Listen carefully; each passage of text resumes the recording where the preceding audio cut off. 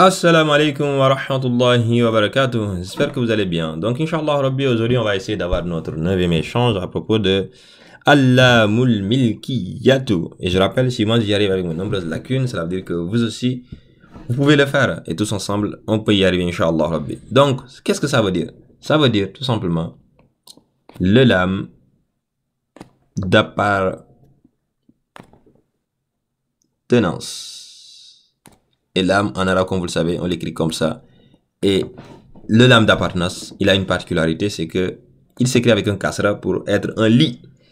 Revenons sur la notion d'appartenance. On avait vu précédemment que ça pouvait se former d'une certaine façon. Par exemple, lorsqu'on veut dire la montre de Khalidun, donc montre, comment on dit montre en arabe?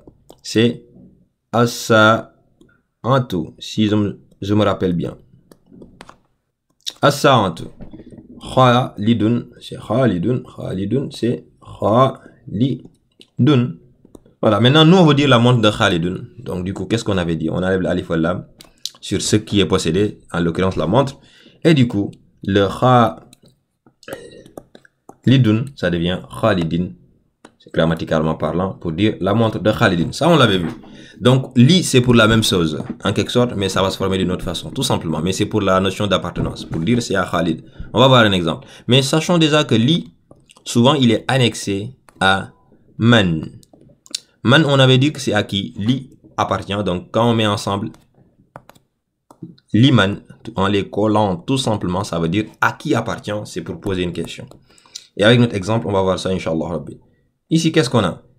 Allez, on va y arriver. On va encore zoomer.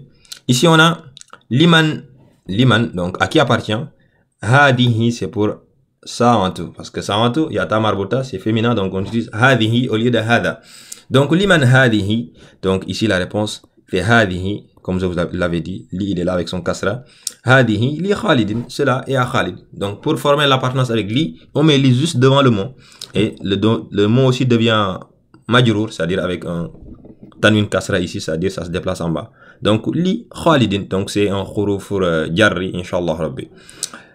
Donc, du coup, cela est également utilisé dans le Saint-Coran, notamment dans un verset, comment ça s'appelle? An-Najm, donc l'étoile. Donc, la sourate l'étoile, dans son verset 31, que voici.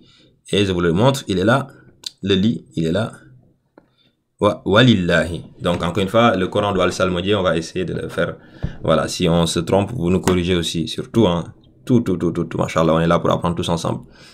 Et on doit dire A'udhu billahi minash shaitanir rajim pour se protéger du diable. A'udhu billahi minash shaitanir rajim.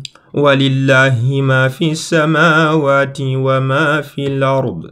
ليجزي الذين أساءوا بما عملوا ويجزي الذين أحسنوا بالحسنى. Donc, walillahi, Allah appartient, ma fi samawati wa ma fi l'ard, ce qui est dans les cieux et sur la terre.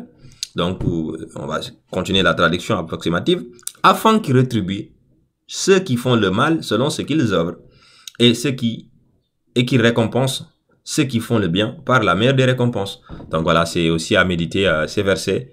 En attendant, prenez bien soin de vous et à très bientôt, Inch'Allah Rabbi.